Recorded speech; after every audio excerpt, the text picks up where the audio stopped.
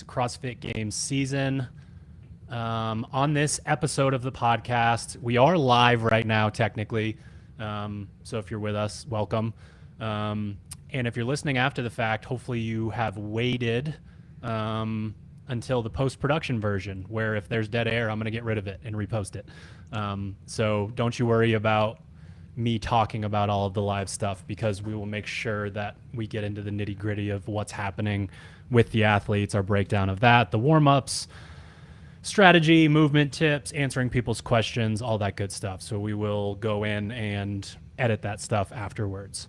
Before we get started with all of that good stuff, this episode of the podcast is brought to you by Gorilla Mind. You can head to gorillamind.com/misfit or just use the code word misfit at checkout. We got big news. There is a new flavor of the energy drink. We have this pretty cool can. Rainbow. Apparently it's sherbet, but in America we say sherbet, and I don't know why there's no R there, and I don't know how to actually pronounce it, but it's delicious, and it is actually number 2 on my power rankings right now. Slid all the way up. Yes. If you look up here, that's the White Frost. That's still number 1. And we did not partner with them because they make energy drinks. We partnered with them because they make the best supplements in the game. So gorillamind.com/misfit or use the code word misfit at checkout. Is your broadcast as crazy looking as mine? Okay. Yep. We're all on the same page here. Green fire. Yeah. It's not my technical difficulties. I don't know if there's sound because I have it muted currently. Little bit of housekeeping here. All of our programs can be found at the link in bio on our Instagram. You can get signed up for our affiliate program on a 2-week free trial. You can email me, coach@misfitathletics.com. I'll give you a 2-week sample, or you can get a free trial on Fitter or Strivey for our open athlete, quarterfinals athlete, semifinals athlete, CrossFit Games athlete programming. We're the unsung hero, the GPP program, which is for everybody trying to be healthy, happy, strong, fit, all of that good stuff. Really important here, if you want to win some stuff on these as we progress through, you got to make sure you go into your competition dashboard on games.crossfit.com and add the hashtag rain or shine, RAINORSHINE, all jammed together there, and you will be on the Misfit leaderboard for 2026. Get some shout outs there, give away some free stuff. And make sure that if you are subscribed to any of our programs, aside from GPP, that you're keeping an eye out for changes. So when these workouts get announced, we make sure that we go in and that everything is balanced, and we make some changes, and there could be some stuff kind of down the line. So keep an eye out for that. Shout outs of the week. These are of a very different variety this week, but we got to give a shout out to McKenna Enslin. Right before the season gets started for the 2nd year in a row, she is scheduled for surgery, which is a really tough pill to swallow, but a message for McKenna and for everybody else: where there is a will, there is a way. The only time I lose athletes ever is when they don't want to do the work anymore. They don't want to deal with the communication anymore. They don't want to feel the pain. It's usually the pain. It's usually like, I've done this enough. I don't want to do this. So for all of you, especially McKenna, if you want to keep working, we're going to keep working, and we're going to find a way. So that's anybody that's injured out there. Massive shout out to Kyle Moline qualifying for the NorCal Classic. Kyle is the community MVP of Misfit. Kyle is waiting on Telegram, as far as I can tell, to heart your message, to everything, to pump you up, to just he's an awesome dude, and he's worked his butt off. And if you go to his games profile, he has that like leaping up in levels every single year, and it's just so fun to watch when the person is not only a really hard worker, but also a very important part of the community. So shout out to Kyle, and also to Kyle's training partner Adrian, who was qualified for the 40 to 44, I believe, at NorCal. I could be making that up. Love it. Please let me know if I'm wrong, but that's just so cool. So Lindsay Hoffman has already qualified, so we got a little NorCal party. going on. So if you want to see us at a semifinal, you should Hell definitely yeah. be there. Yep. All right. So Paige, do you have the audio on Yeah. on this thing going on over here? Anything do. that matters going on yet? No, they're just going through some highlights of each athlete right now. Okay. The ones that are in the announcement. So I want to challenge coaches and athletes as they're watching this announcement to put their athlete IQ to the test, and then to have the humility when we're all wrong about some sort of nuance within a workout, because that's fun. It's not disparaging that you don't know exactly what's going to happen in every single workout, because these combinations are so interchanged and not all over the place, but you guys get what I mean. So much variance within this. So what I want to challenge you to do is to establish a theory about the workout. What is the stimulus? Is this the kind of thing where we're trying to hold the same pace and go on the merry-go-round? Is this one where we got to break up a movement because if we don't, the movement will go away? Is this one where we have to stop because the gas tank is going to be an issue, or we got to slow down because the gas tank is going to be an issue? Timing is huge with athlete IQ. Oop, hold on. We might have an announcement here. Looks like we have a dumbbell and a rower and a box. Got a lot of equipment out. Is that a trick? Oh, 2 movements.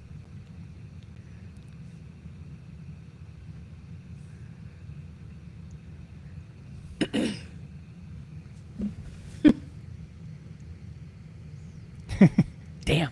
No rower. Okay. Box and a dumbbell. Oof. Yeah.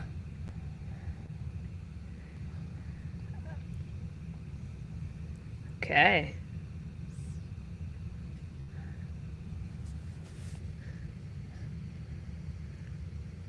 Hopefully it's the quarterfinals wall ball burpee box jump over. That'd be so sad for a lot of people.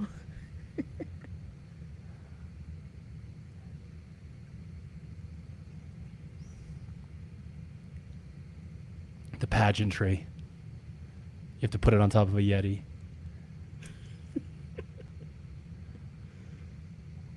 This is why there will be post-production on this episode. Because Dave takes 6 hours to say 2 movements.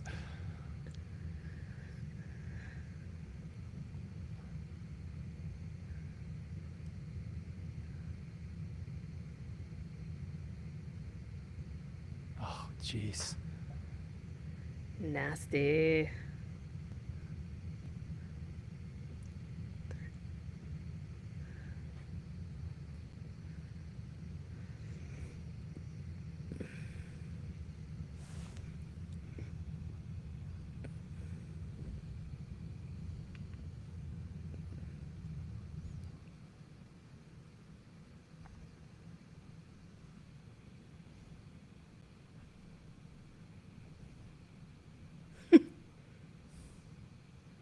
Wrong. Excuse me? Go back down.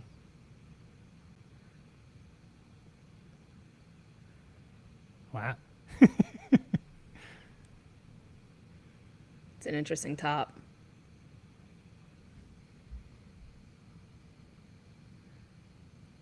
So we have 156 wall balls so far. Did I make that up? 80, 140, 180. How many did you say? How many wall balls did he just say?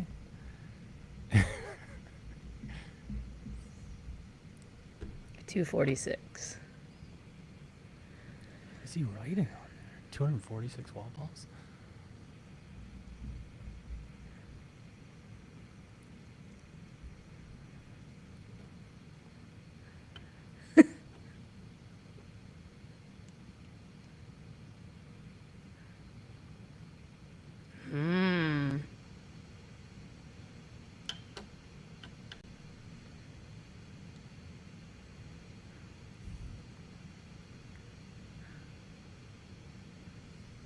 Med ball step overs.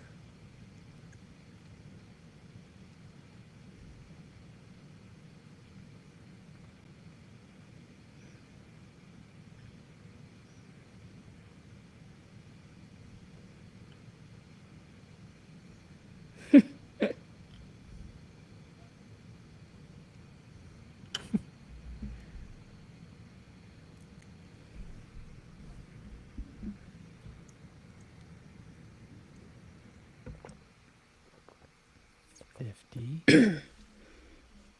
90.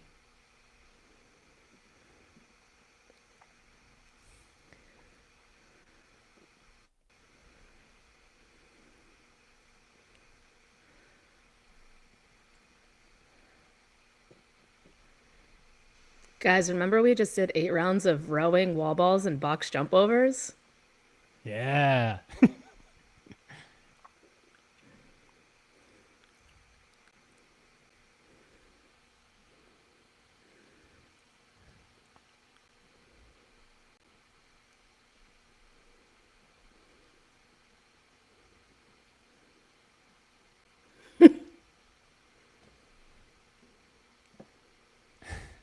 Nasty. I might be able to pull that off.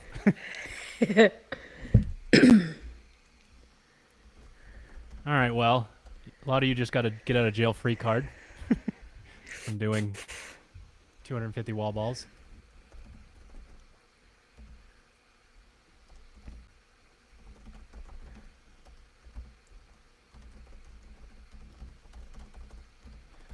All right, well, so we have 90, 156, 206. So 256. Somebody want to do some math for me? Is it 256 wall balls? It's 246. You sure? Right? You have 40 plus 60 plus 80 plus 66. Yeah, 246. 246. So if you do a rep 46. every 2 seconds, that puts you at 8 minutes and 12 seconds. So if you go unbroken this right? entire workout, that is 8 minutes of wall balls. Let's see if that's... Ooh, McKenny can do it. All right. I'm going to turn that off. Paige, if anything important happens, you let me know. All right. Do my best. So we have, and then we have 1, 2, 3, 4. Honestly, I'm just going to say 6 times 18 because those are probably not. It says 108. Box jump overs. And we have 246 plus 108. That's 354 reps times 2 seconds. 708 seconds divided by 60.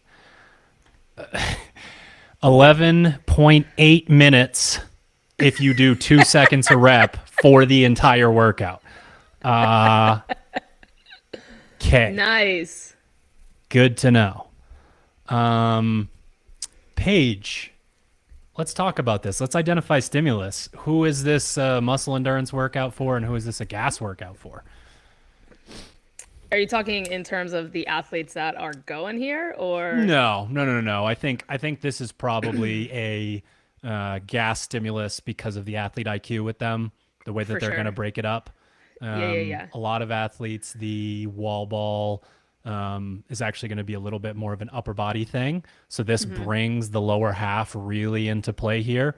And breaking up your wall balls is going to be incredibly important. Yeah, I mean, I'll die on that hill of sets of tens the whole way, just about staying consistent, Sure. methodical on the wall balls. And that number doesn't have to be 10, but like it could be something where you're like, I know as soon as it hits the ground, I can pick this ball back up and just stay in that constant rhythm of it. And box jump overs are harder than wall balls. I think that matters in this. And I don't mean in a one-to-one sense. I mean, what's going to happen to you metabolically if you try to push in one place or the other, because we have the fixed cadence movement to an extent. We get to see Jason and Colton do them, so probably not fixed cadence, but pretty damn close. You're not going to win the workout there. So individual cadence with the ball is going to be huge.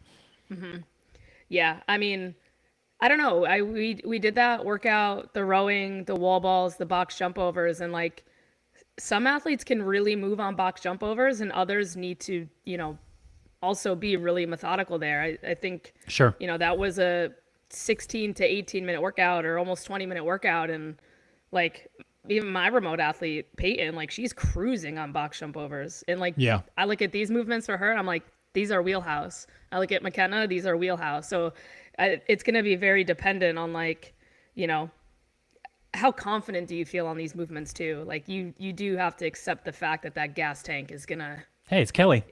it's gonna hit. Yeah, she's doing the judging here. I She's saw doing it the in judging. Instagram. Yeah, she's one of the judges for the athletes. And then there's just the alchemy of the combination of the two movements. So you might like the box jump over. Will you sabotage your wall ball capacity with the fact that you like those?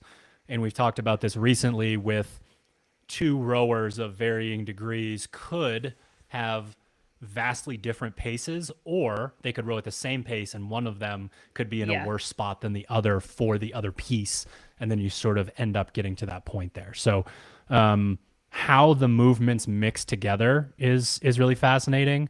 I am looking at this workout and I'm looking at these athletes, and yes, you can do box jump overs faster than 2 seconds a rep, but I think we will be looking at buzzer beater type situations for the best, especially considering most of us are not going to average that 2 seconds on the wall balls. Yeah.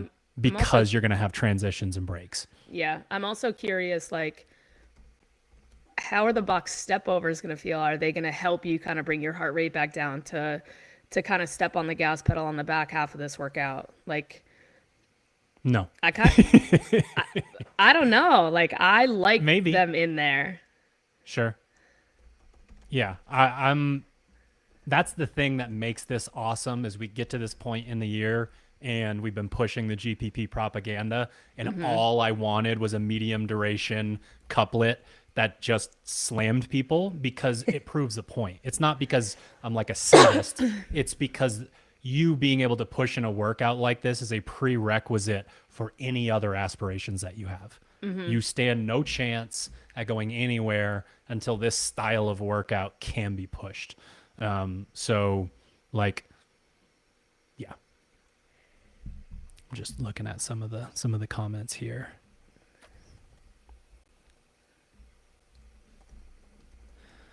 Yeah, I mean, I think this is one of those moments where it's if I had to guess, the box jump overs are step overs for scaled. That's typically how they do Probably. that. So that could be one thing to have in consideration there. You could still do it in that regard, but otherwise there isn't honestly really a huge choice.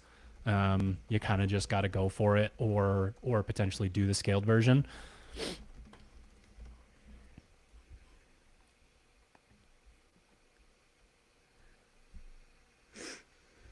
So yeah, we got a nasty little workout here, right? It's accessible. It's just wall balls and box jumps. Crazy. It's old school, but I don't know. Like, this is a good group of guys to watch as well, right? You got the tall, the short. All right, here we go.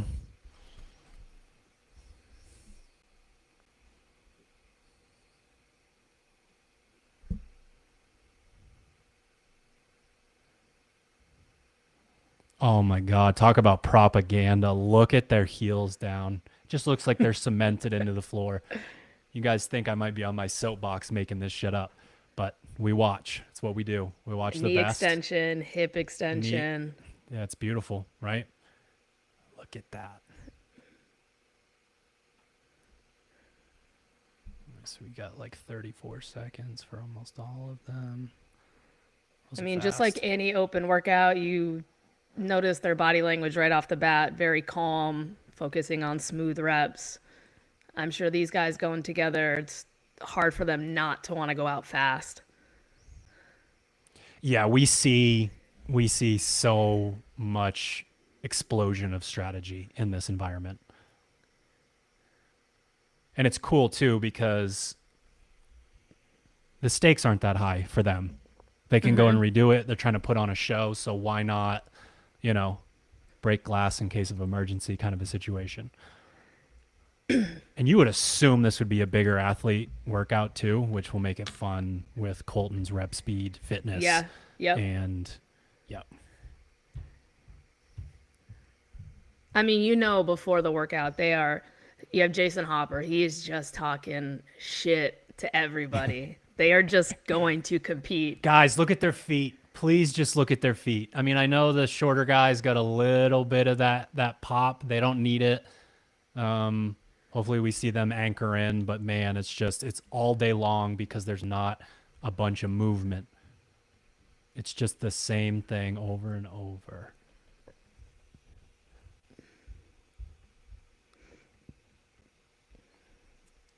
And we'll find out, right? So we have the smallest person followed by the two largest people, and then we have Hatfield basically right behind them. And the question is, with the person who has to do a little bit more work to get those legs up, to get the wall ball higher, will that catch up to him? This rep speed is absurd. So we're looking at their feet because when we watch people who love wall balls, their feet are cemented into the floor. And I always joke about, like, are we looking for someone to jump in the air off their toes when they're doing a back squat?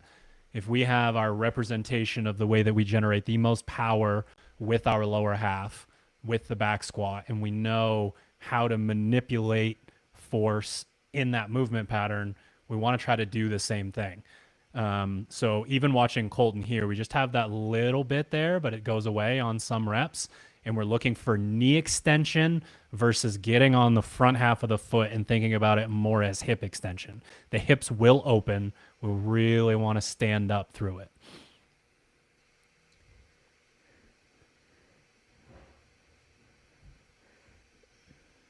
Their arms as well, like Dallin and Austin are pretty similar, but you see Colton and Jason are doing a little bit different stuff with their upper body, just, trying to find those ways to relieve that time under tension as well. Yep.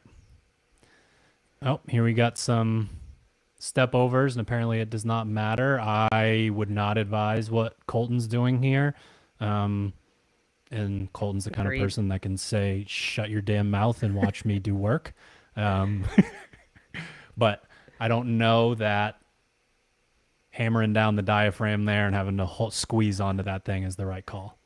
Also, looking at the footwork of the other gentleman here, less time under tension.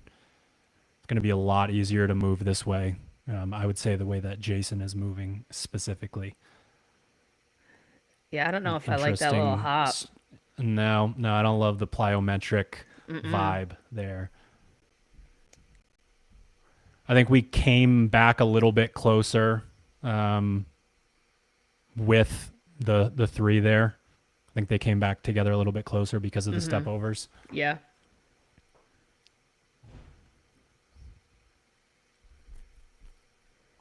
I'm curious how they'll break this up, if they break this up. Yeah. This is also just another moment where we get to see the progression of the sport, which is incredible and fascinating. Just absolute monsters. And especially thinking of Jason and Alan, you think about their size, and you would think that they would be relying on a machine to do their work or to have a high level of resistance with a barbell. And we're back at it, and we'll never stop with the propaganda. This is just work. Yeah, their aerobic engine just so big.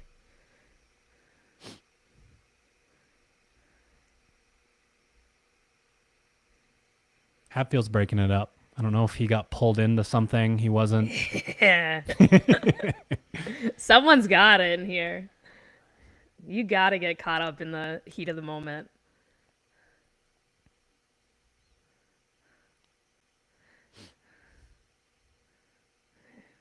And Colton's also almost in his squat before he catches the ball.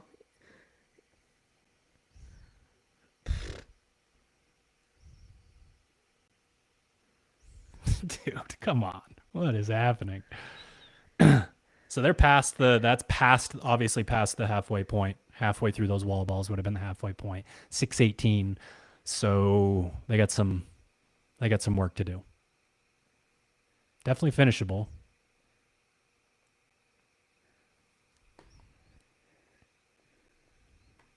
Talk about where there's a will, there's a way.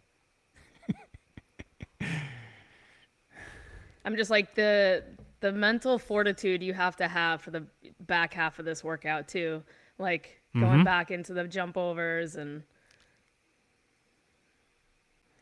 that's the psychological aspect where we often talk about losing people within a workout. It's just not accepting that you're getting on the pain train.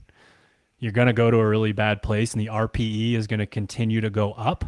And one of the reasons why we know for a fact that people can keep moving when they think they can't is because we do the redo and we talk them through it, and then we stay on their ass right at those critical junctures.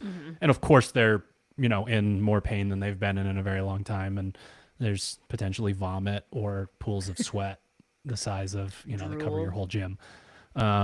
But that's how we know, and accepting that before and not forcing yourself to do a redo can be really powerful. This is definitely one where people are in for it. No doubt about that. Yeah, I'm with you, Paige. The plyometric box jump there, that is asking for your quads to just lock up. That is an extra level of muscle contraction that we are not trying to add to the workout if we don't have to. Yeah, he just looks like he's struggling. Also, with those targets there, it's a little bit harder because they're isolated. They're floating targets essentially. It's hard to figure out where to stand. But if you looked at the other guys, they had a chalk line, so they knew where to put the edge of their feet. But I don't think Austin did that. So he's struggling on his wall balls, which also is going to, play into his headspace as well. Hands on the knees here, like he's hurting.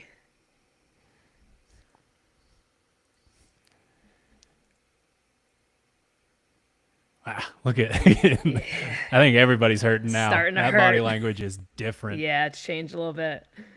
Another thing to consider here, guys, is will I be able to redo this within the window and not ruin a week of training? Like if this is your Super Bowl, hell yeah, Friday and Monday, you got to do what you got to do. But this is the kind of thing where if you're fit enough to exceed the intensity and the muscle contractions that you're used to, we're talking about cramping, we're talking about DOMs that your is quads, real special. your adductors. Ooh.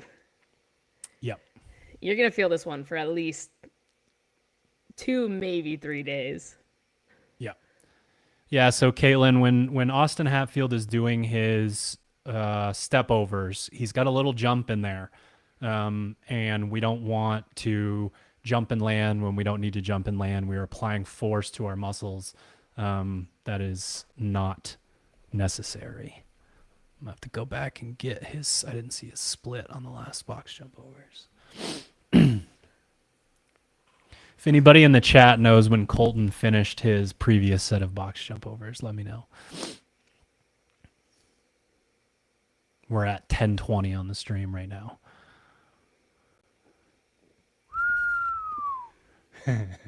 Man, they really pushed this time cap. That is crazy. I wonder if people are going to be as offended as the workouts that we wrote, Paige, where people thought we were insulting their intelligence and manhood and livelihood by writing what I refer to as a Castro AMRAP, which can go in both directions. It can be time capped before it's even possible to finish.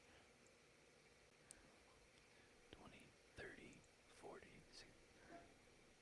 And these guys are really going to push close is he to that done cap here. Is this it? Yes. What's the total rep? I think this is the end of the workout, isn't it? For these two? I think so.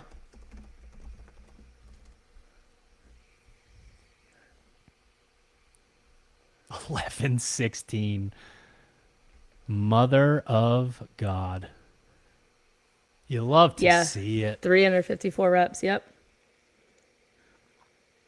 And again, people lose the plot with this stuff. It's intentional. It's not. He's not saying like, "Oh, you aren't good enough to do this workout." He's showing the top. This is the whole deal. Program for the best, scale for the rest. It's built in Yes. with the time cap. This is not dumb because you can't finish. It is a 12-minute AMRAP for basically everybody.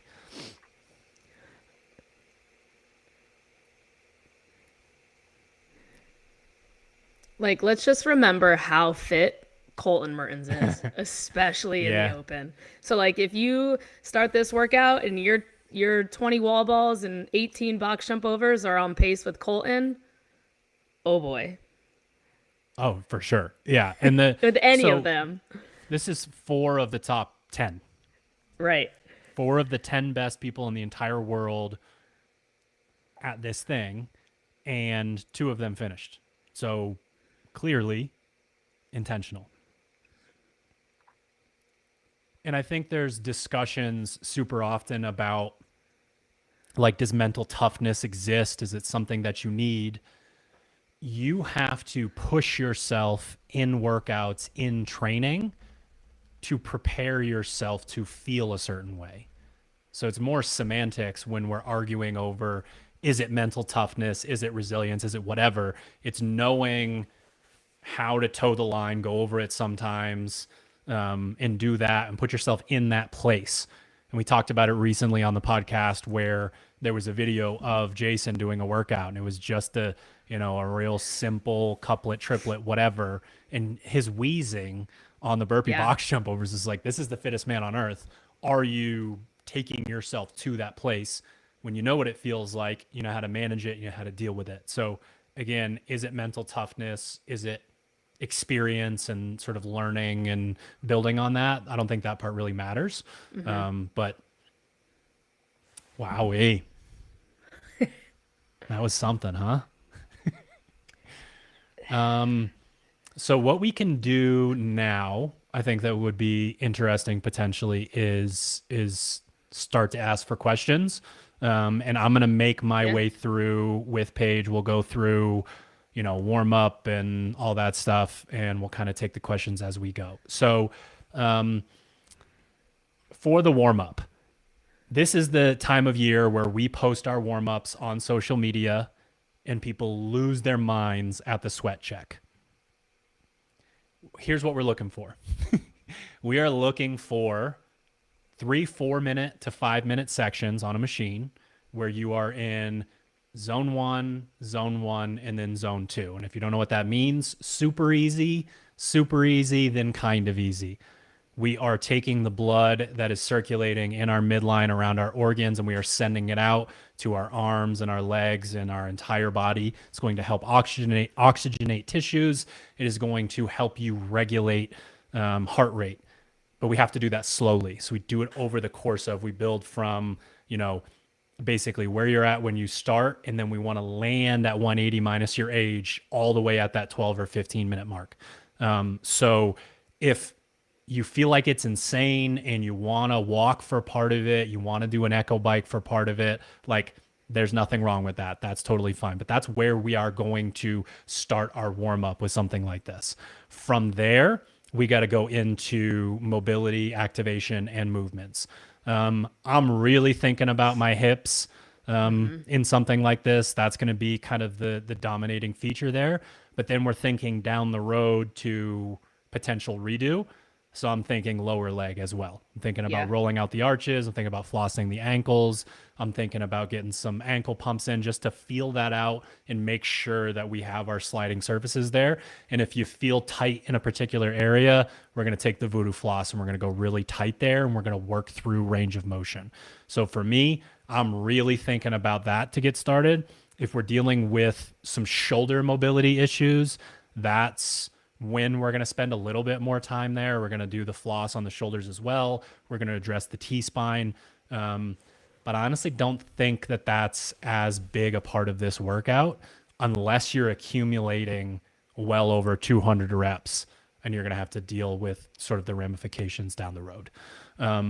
So We're going to go through. Paige, do you prefer activation or mobility first post warm up?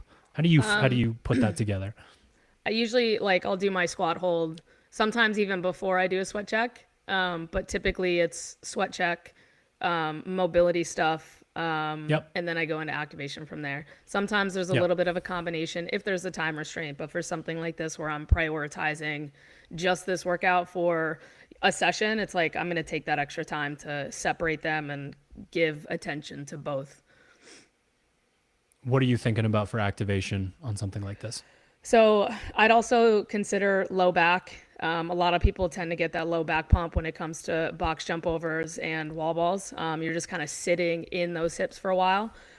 So I'm thinking I like something along the lines of like tempo box step downs where I'm really getting some good glute activation. Yep. And then, starting to feel some of that tension in the actual leg, like adductor areas as well. I'll hit some duck walks, things like that.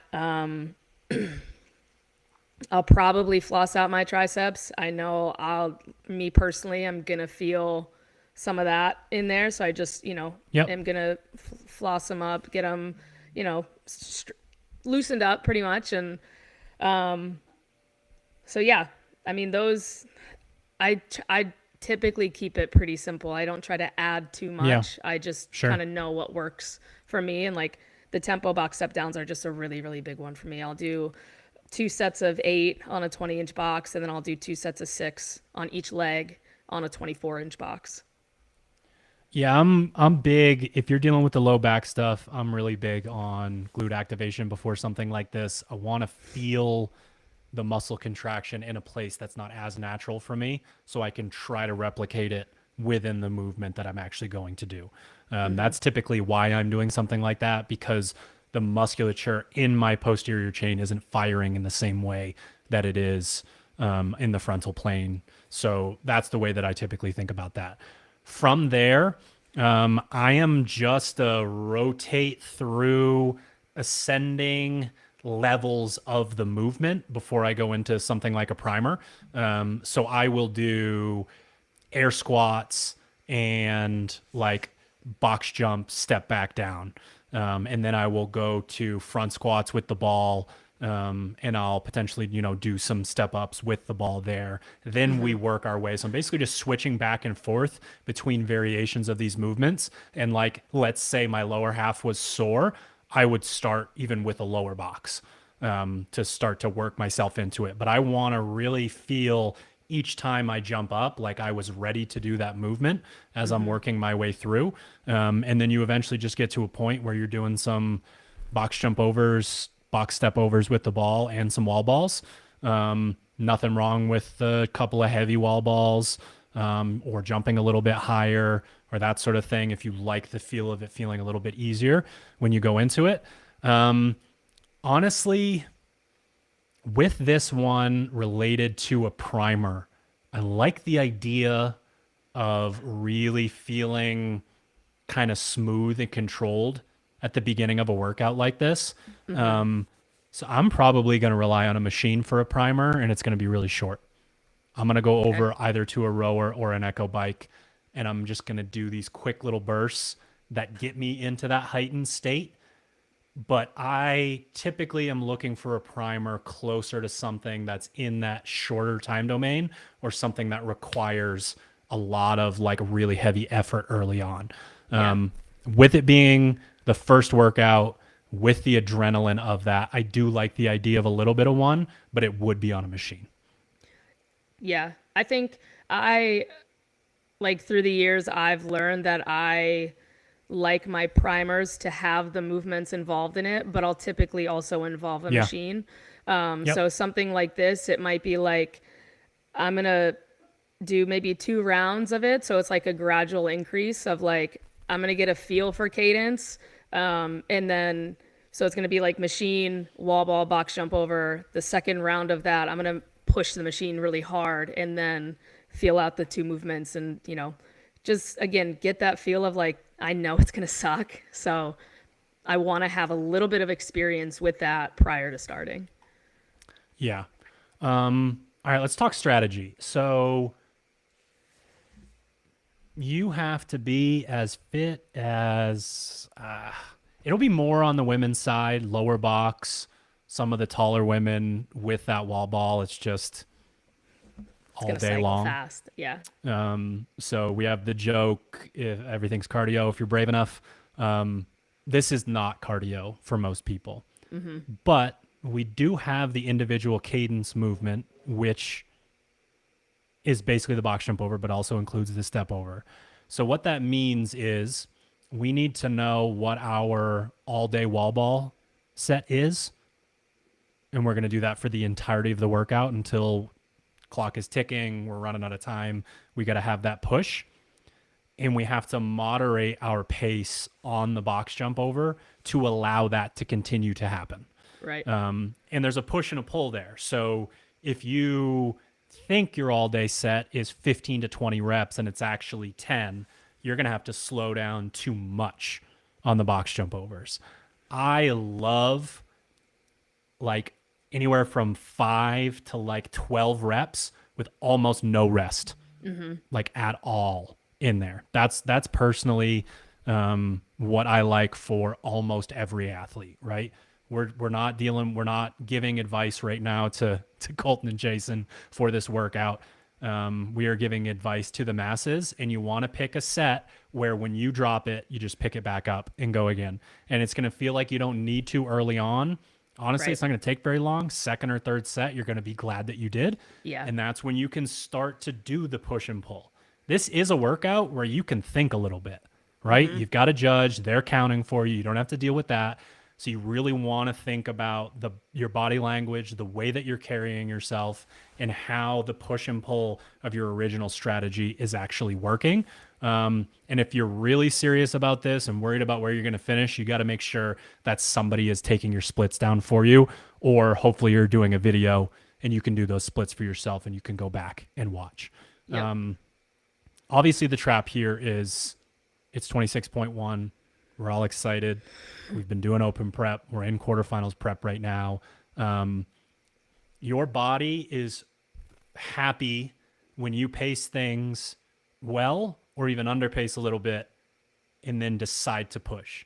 Your body does not like pushing too hard and then recovering from that, especially in a window of 12 minutes, and then figuring out how to come back from the dead, essentially. Body's not good at that. Your mind is usually not along for the ride because there's a lot of, the check engine lights on, your heat's too high, something's up with your oil, you got no headlights.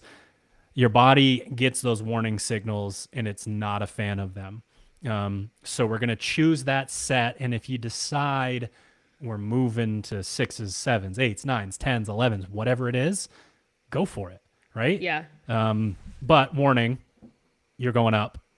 You're going all the way up to that 66 rep point. So keep that in mind as you're working through it. And yeah, I mean, it's really just about the push and pull of what are your all day sets and then how are you moderating your box jump overs. If your box jump overs get really slow, you're not doing the right thing on the wall. Yeah. Yeah. And that's typically where you're going to start to see the body language change too. Yep. But I mean, we do, if you're following Misfit, you're doing forever pace on machines over and over again. It's like, how can you translate that to your wall balls? Just to give you something to kind of think about in a positive way. Movement efficiency. Keep your heels down. Yeah. So we said a bunch. If you were with us, I have to remember that we're going to cut that part out for everybody else. So what we are looking for in the wall ball is the people who love wall balls, the people who are really good at wall balls. They're doing them all day long. It's annoying to watch. They don't look that tired. They look like their feet are cemented into the floor. And if their feet are cemented into the floor, then they're not going to be able to rely on that lean forward and kind of hips sagging forward and extending while the knee stays kind of partially closed. So if people are wondering what the heck is going on here, it's like knee extension is you're just stood all the way up. That's probably the easiest way to think about knee extension. But when we're thinking about squatting, you want to think about it from the perspective of you're in this perfect quarter squat. You're almost done your squat. You should be really balanced in your feet, you know, a little bit of an angle to your hip, a little bit of an angle to your knee. When we're at that point, we are thinking of snapping the knee open. Yep. That will open your hip. We will get hip extension there. We find that if we teach it through the knee extension, then we get a lot of force generated from the lower half, and then the ball just kind of floats up and we're doing our thing. There's a lot of mumbo jumbo that's going to be put out there surrounding the rest of the wall ball. We just don't want anything essentially that's egregious. So we don't want you clamping onto the wall ball on the sides, you know, getting your extra pec workout in. We don't need that. We need to be underneath it so the force we're generating from underneath the ball can make the ball go up. We don't want our arms just weighting all the way up in the air, stood all the way up so that we can now do another full weighted squat. We want to think about it like how the Olympic lifts have taught us to catch a bounce, where we have this really beautiful receiving position. We're just above parallel. We catch the ball, takes us into our bounce. Then we have less of the squat itself actually loaded the whole time. Right. So that's really important there. Anything to add with the wall ball before we move on? I mean, we just got a question, movement efficiency about dropping the arms while the ball is in the air. I find it effective. I'm someone who will go up and bring him out to reset down here. Again, I mean, do you want to hold your arms like this for 10 minutes like straight? No. Can you do that? So you want to get them back into that position as quickly as you can once you release that ball. I like to teach it like the clean, you know? Yeah. We're not, I want a nice receiving position there. And like, if it's truly the bottom of it, you're probably going to have some recoil. So when you watch athletes that are good at them, there is an accepting of it that makes it kind of smooth going down in. The whole like Ben Smith and apparently Paige Semenza and some other people of the like swimming the arms out and around. Recent. Yeah. I don't care. Do it. Like that does not bother me. Some people like it. Some people, the timing gets off. I think there's a coordination element to that. But don't get wrapped up in the minutia. You will see a lot of videos, and most of those videos are for clicks. A lot of the content that is put out. So we want to make this as simple as possible. Also, you got to do anywhere from probably 180 to 240 wall balls here. Do not completely change the way that you move today in this workout. It won't go that well, and then you're just going to go back to moving the way that you did before in a lot of instances. How are you thinking about the box jump over, Paige? Definitely not straight on. Like, you got to be a little, I don't know, I guess, you want to have a little bit of an angle or, be completely lateral if possible. Like, the footwork on top of the box matters. How you're turning around and loading for the next rep matters. So that is something that, like, if I'm on one side, I want to be able to replicate it on the other side. I'm jumping up. When I'm thinking about it, I'm getting one foot as close to the edge as possible in my landing so that foot is coming right off the box and I'm staying close to the box. So, typically it's kind of like I'd say a quarter angle, but a lot of, athletes may go lateral. If you have to go forward based on like safety or fear of the box, it just might take a little bit more time than you're spinning. You guys can figure this out pretty easily in warm up. We are very powerful facing the box and we are very slow facing the box. We are not very powerful if we are perpendicular and just staring off, not at the box at all.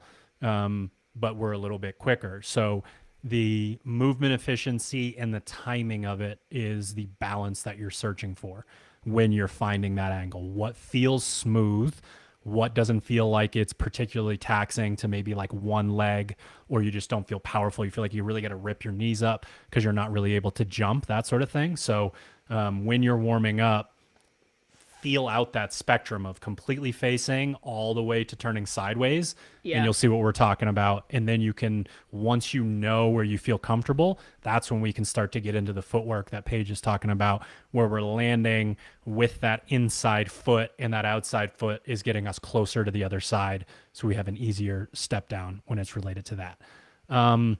The step overs, we saw I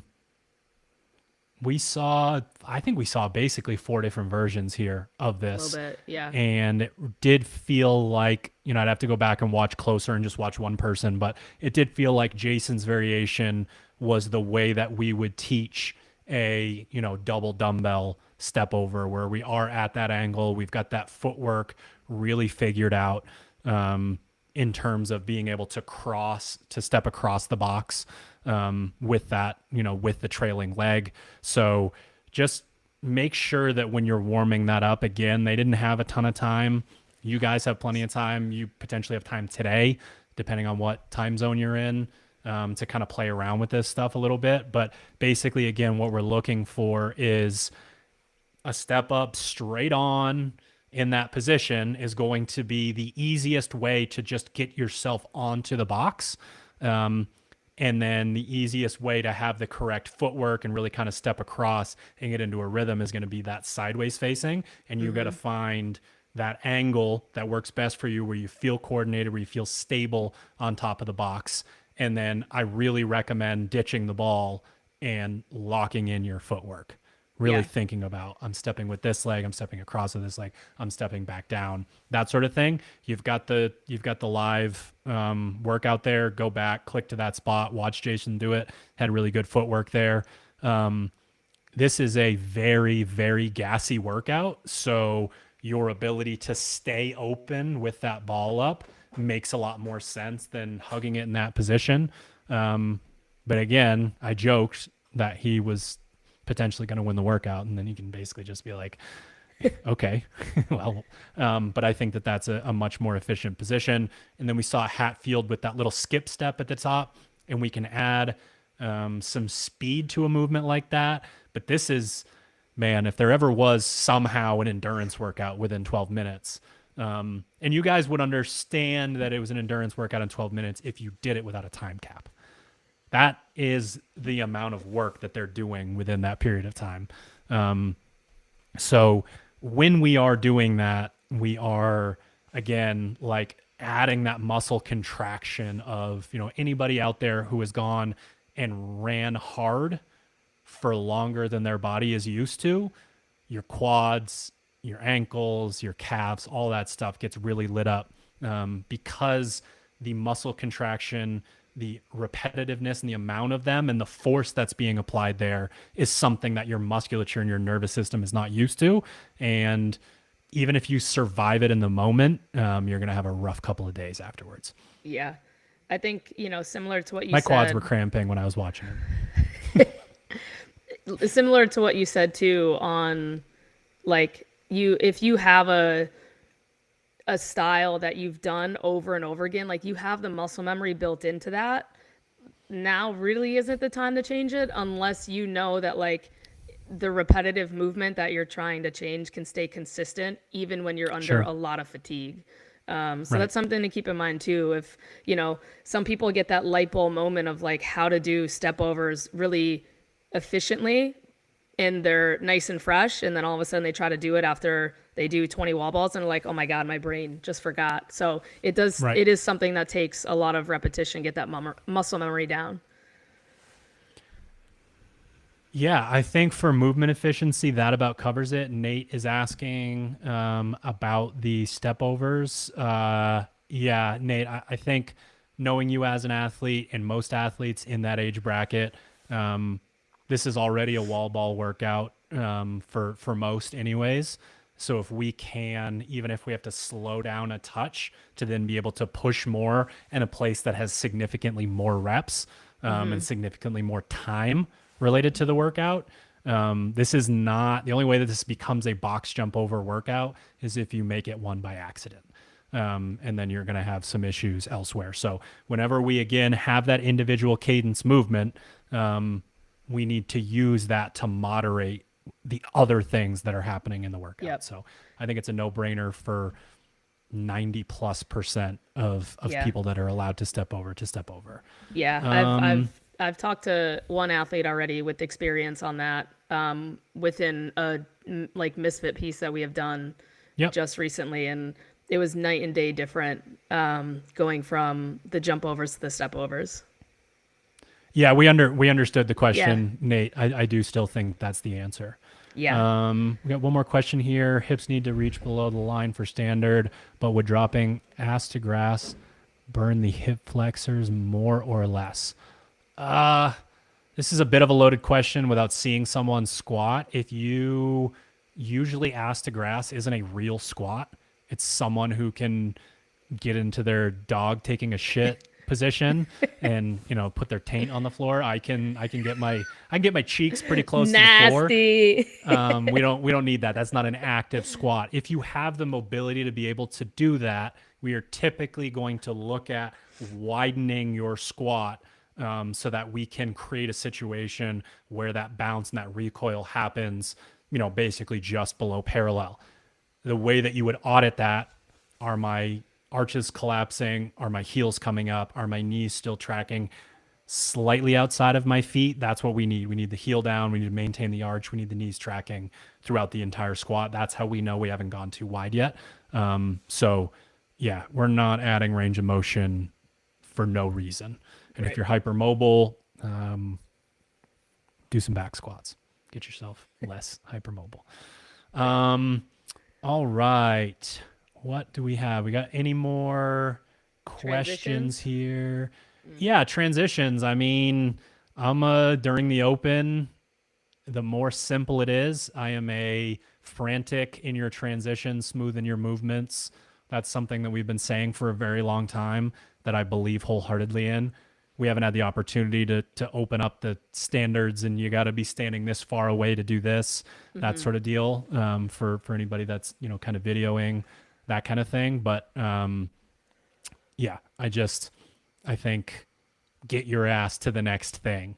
Like for me, I'm never going to sniff anything special in a workout like this, but I have a rule that like when I let go of that last wall ball, my first box jump I better be on that box pretty quick. And if I got to slow down as I step down, as I pick my cadence, but I want, when I have 1, 2, 3, 4 wall balls left, I'm thinking about like that thing's airborne and I hope I can throw a ball to a target and just kind of turn around and walk away. But when I do that, I'm heading over to get into the next thing. And I'm thinking about transitioning back to the wall ball in the exact same way. When I hear 15, 16, 17, I'm checking in with myself. Where's my breathing? Am I frantic? What's my body language like? Oh, okay. I'm going to transition over there and I'm going to pick up that wall ball and I'm going to get that first set, whatever I've agreed to, that sort of thing. Yeah, I'm a big fan of having somebody there. Like I have a judge and I usually have someone who's like kind of, helping me stay on pace or keep a cadence that I'm trying to hold. And like using them as a way to help keep me proactive in what I'm thinking about. And I do this with McKenna too. Like, start thinking about that wall ball, start thinking about that box jump over, like when you are about to transition to something, because sometimes hearing somebody else be as locked in as you are, like can also help your mindset and keep you locked in when you're almost starting to fade. So it's a lonely pursuit. Yeah. So, if you can have somebody there, that I find that really helpful. Hopefully McKenna would say the same. I'm a coach and judge kind of person. I think if you are really serious about this, really want to see how far you can push yourself in any level of competition, you have your judge who's there and it is their job to count for you, and to make sure that you're hitting the standards, obviously. But it's not their job to also be worried about, pacing and all of this different stuff. Having the coach there is super important. And I can tell you guys right now, from my perspective, like this is my 16th open. As a coach, I get butterflies before the announcement, and my heart rate's at least zone 3. I'm not in zone 5 with you, but I'm at least in zone 3, and I might even creep up to zone 4 depending on how the workout goes. Usually, if it goes terrible or amazing. So that setup, I think, is incredibly important, and you Yeah. gotta choose the right people. Oh my Right. goodness, the people. I love you guys. You're awesome. A lot of you do not know what to say to athletes in the moment. Um, And it's so and it's real different per fascinating. athlete, right? Like, Exactly. Yes, like, it's completely so, different. The way that I speak to all of my athletes is very nuanced to that person. right. Yep. What do we got for the general affiliate athlete? What about pacing, the callbacks? Oh, the wall balls for longevity. 1 rep, take a breath, rep, etc. I don't fully follow this question. I don't think anyone's doing singles. If you're talking about making sure that you're breathing, that is a good, that's a good call there. We see people and you're like, hey, yeah, you got 12 minutes of this. You haven't taken a breath yet. Like, we got to breathe. That oxygen thing that we're talking about is not going to work all that well if you're not breathing at all. So I think I might need Paige to answer that question or for it to be reworded. Do you follow exactly what that means? Not really. I think of like, I don't want to say surviving the 12 minutes, right? Like, again, you see these guys are getting 11-minute plus in this workout. 99.9% of the world is going to get capped on it. So, like, Yeah. we talk about forever sets. I think that I don't know if I would suggest any different pacing for an affiliate or for a competitor. Like, you have to know No, yourself as an advice in these athlete. simple workouts doesn't really change. Yeah, right. So to answer that, I'm like, go back to what we said earlier in the podcast, like pacing, the cadence of your box jump overs, the gas feel that it's gonna bring on forever sets on wall balls. I think it all stays the same. Yeah, I totally agree. Um, Yeah, so if we don't have any more questions, we will probably wrap this thing up fairly soon. Um, Again, I think I said medium duration row burpee, but I just wanted simple. I didn't want anyone to feel like that's too heavy for me. That's a skill that I don't necessarily have because then we can build that narrative. And now the narrative has been crumpled up into a ball and thrown in the trash because the people that are the best at the skills and the people that are the best at moving heavy weight just put on a clinic with the simple stuff. And it's also a bit of a nod to the people out there that aren't at that level yet with those other things. You going in and crushing this workout as, you know, a more cardio type athlete, like you are better off than those other people. Getting what you have is significantly more challenging and just requires hours and hours and hours and hours and hours of trying to manipulate energy systems. Whereas skill and learning to move your body around a barbell versus moving the barbell specifically, things of that nature, take practice, but on kind of a different level. So, yeah, I think it's really great that this is the first workout because you can kind of slow down some of those narratives. And to the people on the other side of the fence, my brethren, my people, the high skill, high weight, no fitness crowd, you get, you know, this is humble pie on a Always. platter, right? Like that's the thing that gets served to you in these moments. And man, if you're still one of those people that this workout's dumb, like you gotta stop it. Yeah, Get better. Get there's fitter. yeah, there's an acceptance that needs to happen in these kind of workouts. Like, accept that it's gonna be hard, it's gonna burn, but like, again, having the acceptance helps the body language, which helps the performance. So it Yeah. all Yeah. coincides. For sure. I'm Um, excited. All I don't right, know. Like, let's. I feel like our Misfit community, like after doing all the open sim, like these guys are ready for it. I feel it. I have such a good vibe about it. Yeah, and I this year flopped the stimulus intentionally, and I'm so happy that I did. So, in years past, we would go phase 2 aerobic CrossFit, phase 3 anaerobic CrossFit.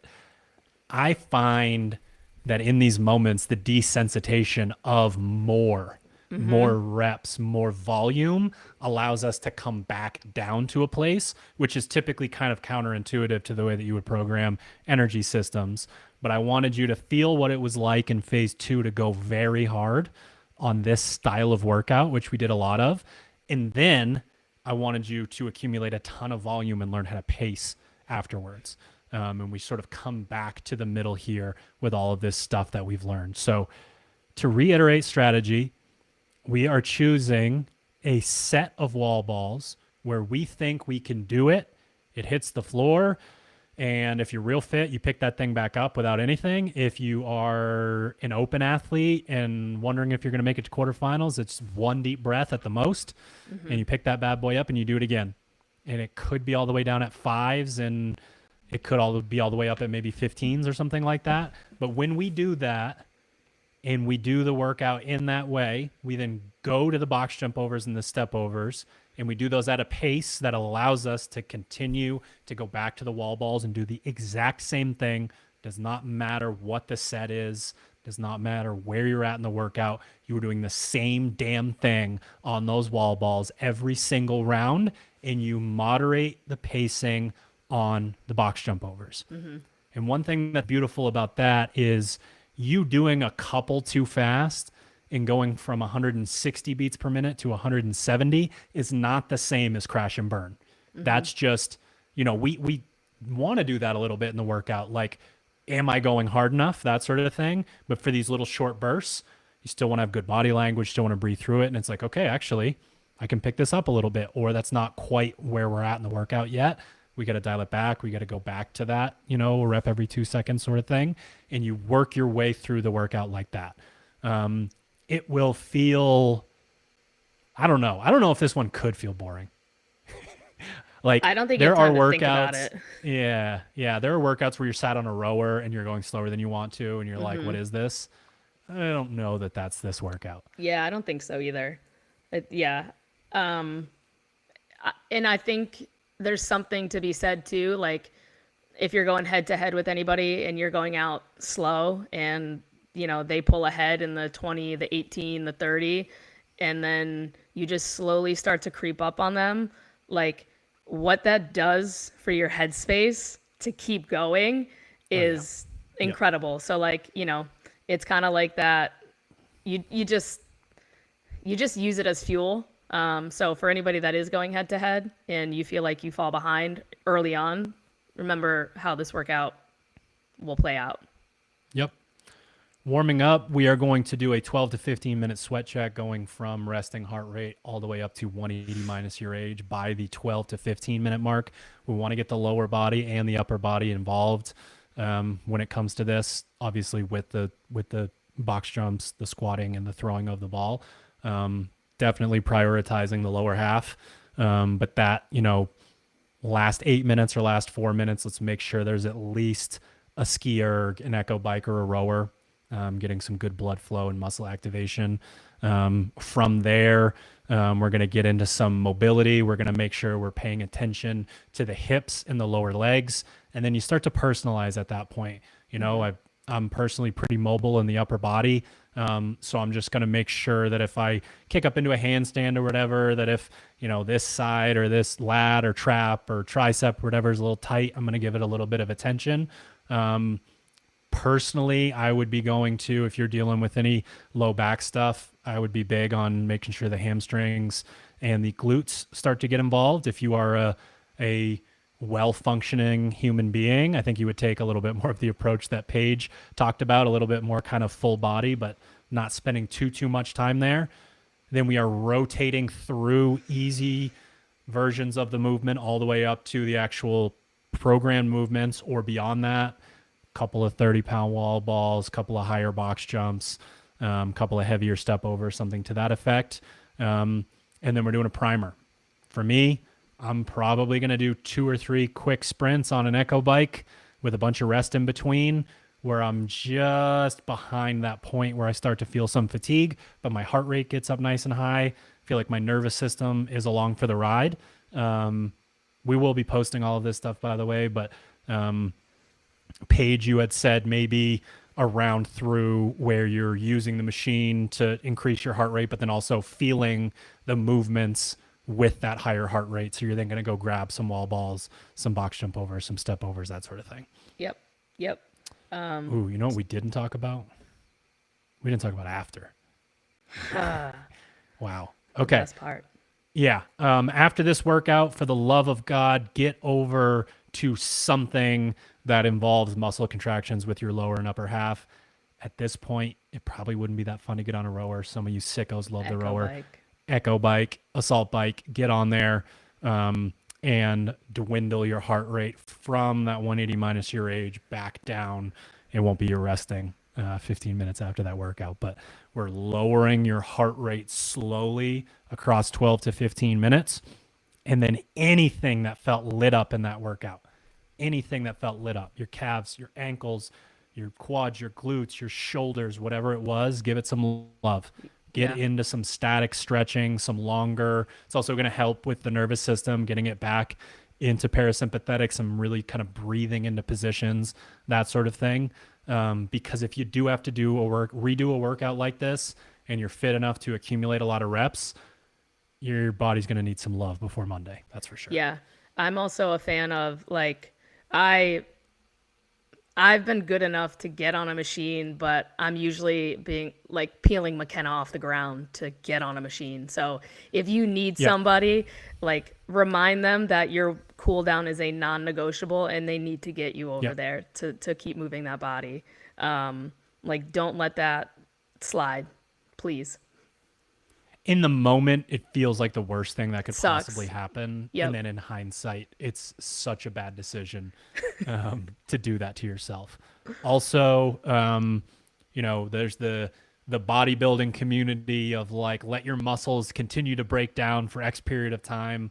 Once you are breathing normally as a human being, water, electrolytes, protein, carbohydrate. That insulin spike from those things lets your muscles know that you're done. There's that insulin spike is like, hey, we're done. We are shutting down the catabolic window. We are introducing the anabolic window. So make sure that you do that. It's not like, oh my God, if I don't get this protein in, I'm not going to get muscle protein synthesis. It's actually has to do with that insulin spike, which is a good thing. I know that that's terrifying to have people in the CrossFit community. If you eat a carb, you'll die. But I think you guys are going to be all right. Anything else? McKenna sent me a text that she's signing up for the Open so she could do this workout. Hell yeah, dude. I love that. She's going to I have a bunch of messages over here that I can see, and I'm like, I can't continue to do the podcast and answer all of these simultaneously. So I think that's probably, unless any questions come in the next 3 or 4 minutes, we'll wrap this up. We've got a little doozy, a little 108 box jump over, 246 wall ball, couplet, medium, just that dirty. I don't know if it's short. I don't know if it's long time domain where pacing can be really challenging, right? Mm-hmm. Like I don't need to dial way back because it's super long and I can't stomp the gas pedal because it's not super short. Man,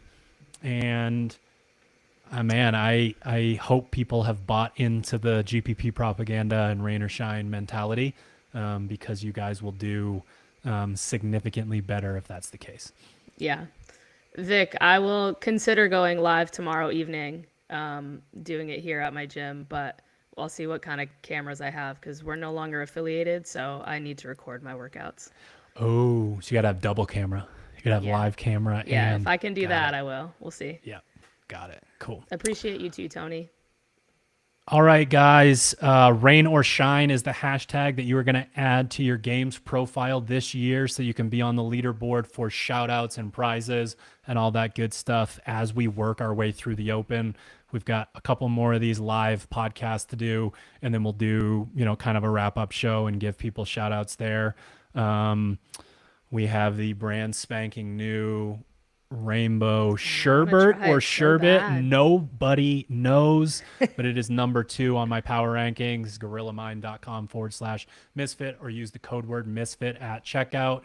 Our programming is available at the link in bio on Instagram for all of our programs. Really fun, sort of having you guys, seeing you in the chat there, having the conversations. It's crazy to have these wild seasons where we go from the open all the way to the games and you just want to take a damn nap. And then October rolls around. You're like, you need your fix. We got to get back to this. We got to get into it. We got to do our thing. So it's really exciting to be able to do that and to be able to do it with you, Paige, and to be able to do it with the whole gang here. So, yeah, can't wait to get into it. Can't wait to talk to everybody over the course of the weekend. Again, make sure that you are paying attention to your email and Telegram and programming platforms and all that stuff for any changes. We'll see you guys next week. Bye, guys. Sweet.